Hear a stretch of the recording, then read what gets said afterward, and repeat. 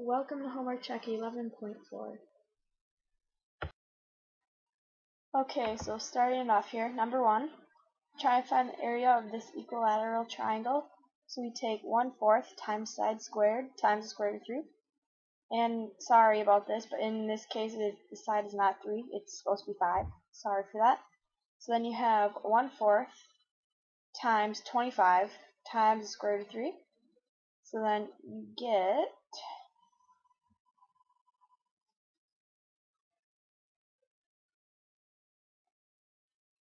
1/4 times 25 times square root of 3 equaling 25 over 4 square root of 3. So that would be your final answer then. So 25, or approximately 10.825. Next problem. We are trying to find the area and the perimeter of a octagon. Right? Yes, octagon. Sorry. So we need to find the apothem and the other opposite leg.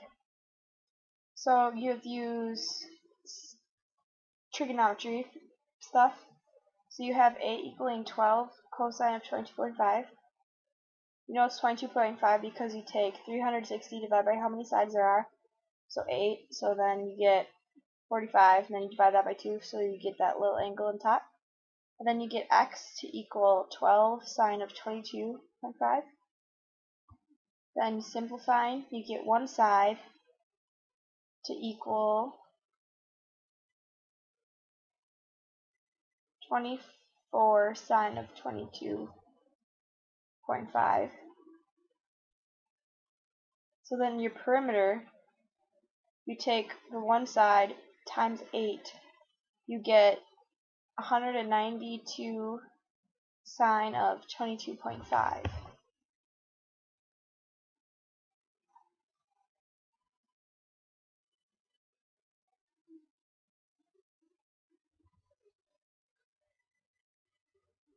Then continuing off of that, you can use the area formula for a polygon.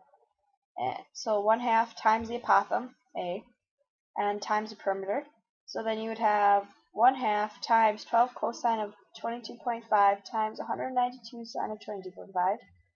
Simplifying, or plugging that into your calculator, you get an area of 407.29.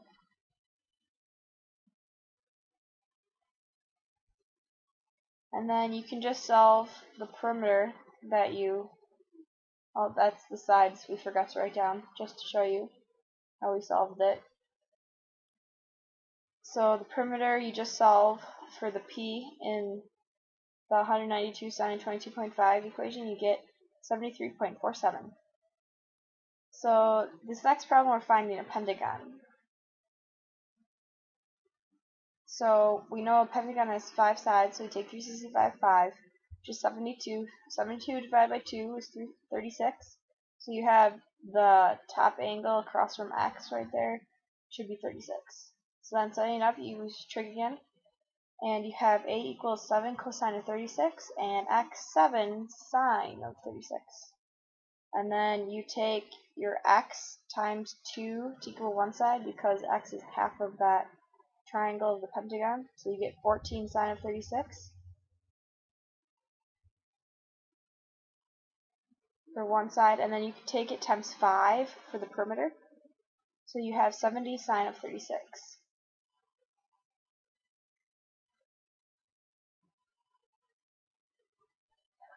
And then since we used all of our trig functions already, you can plug those into the area formula again.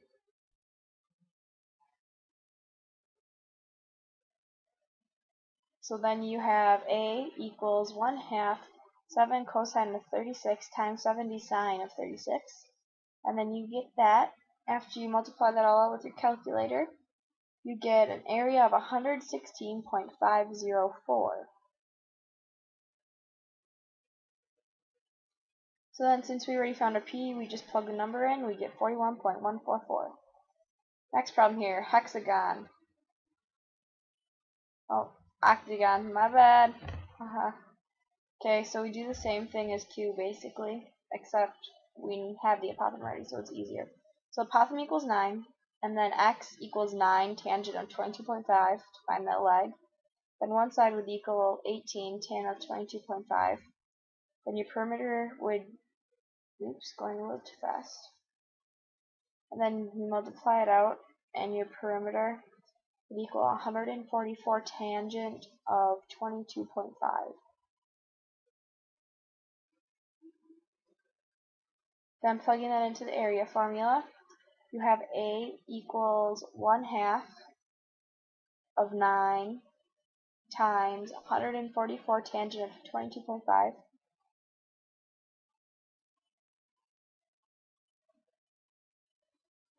Oh, I skipped a step. They just divide out the sides, like what you would normally do to find the measurement of the angles, so you can use the trigonometry functions and such. So you get an area of 268.41 and perimeter of 59.646. So flip side here, we're trying to find the shaded region, so everything, that little edge around the triangle. So we make a triangle, and then we have 11.56 as the hypotenuse of that little triangle because that is the radius of the circle. So then we have 360 divided by 10 equals 36. And we have to divide by 2, which equals 18. So the angle opposite of x would be 18 degrees. So then we can write the apothem theorem. So 11.56 cosine of x, cosine of 18, sorry. And then x, 11.56 sine of 18. Then take the x times by 2, and you get 23.12 sine of 18 for one side. Then to find the perimeter, you just take that times 10, since there's 10 sides. So then you have 231.2 sine of 18.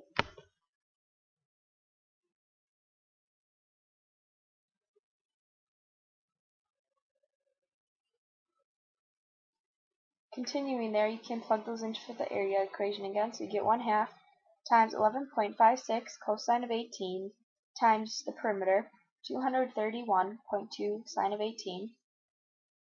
And then you get that approximate value of the 10-sided polygon of 392.739. So now we need to find the area of the circle and subtract the hexagon, or the polygon, from the circle. So we have pi times our radius squared, which would then be 419.82 minus 392.739. Then our final answer would then be 27.083. Not that hard, just a lot of steps really. You have to follow them steps. So now we're trying to find the area of this partly shaded circle. So we need to use the arc formula. So you take 93 over 360 times pi radius squared minus 1/2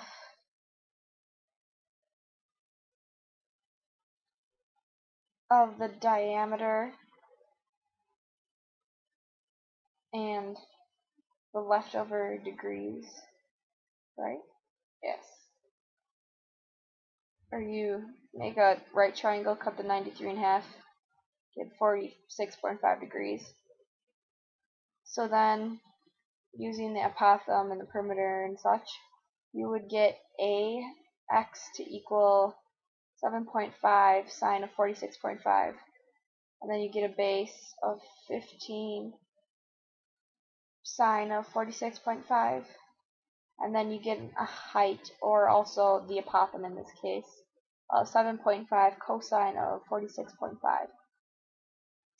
And then you just plug those back in, and you have to take the circle area, or the arc area, minus 1/2 of the apothem times the perimeter, so 15 sine of 46.5 times 7.5 cosine of 46.5.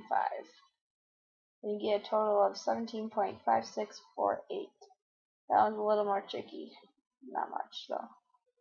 So next one here, we have an equilateral triangle. So we have pi times radius squared to find the circle. So we have pi 6 squared, which would be pi times 36, and whatever that would be. So separating it out here, drawing a little triangle. We have 3 as a leg and 6 as a hypotenuse. And we have a degree of 30. So then we have a 30, 60, 90 degree triangle, which makes everything easier. So then we know that bottom leg is 3 square root of 3.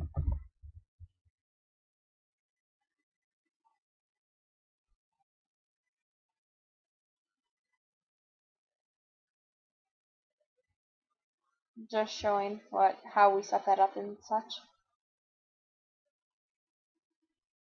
So now we can take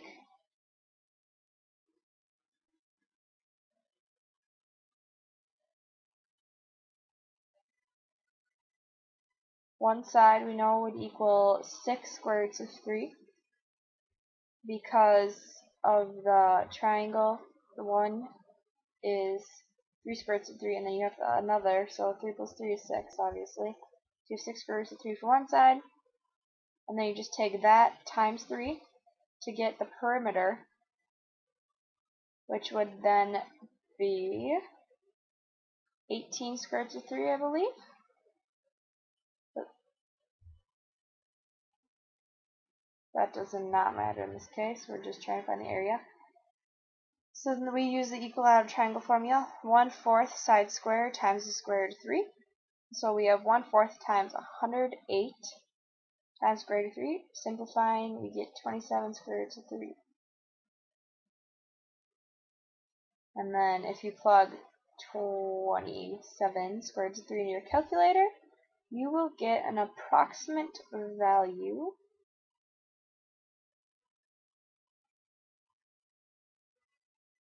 and then you just take the area of your circle minus the area of your equilateral triangle to get your total area, which would then be 66.332. So last problem here, we find the shaded region again of 2 little half arcs.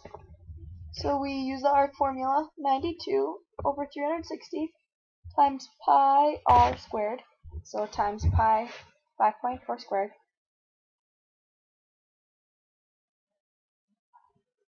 And then minus 1/2 of all the numbers that we're going to find out. So, starting it off here, we know that, I'm just waiting for the writing to catch up to me.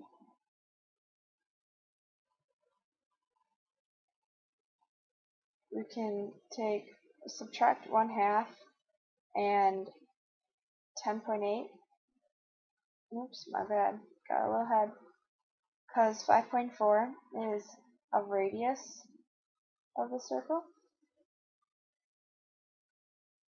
So you can times that by 2 and you get 10.8 as a diameter, and you get 46 as half of the triangle that we're trying to visualize here. And then you take it times radius times the little area, or times a small angle measurement. Then you can simplify and you get 23.41 for the area of the circle minus 14.57, which would then equal 8.84 times 2 equals 17.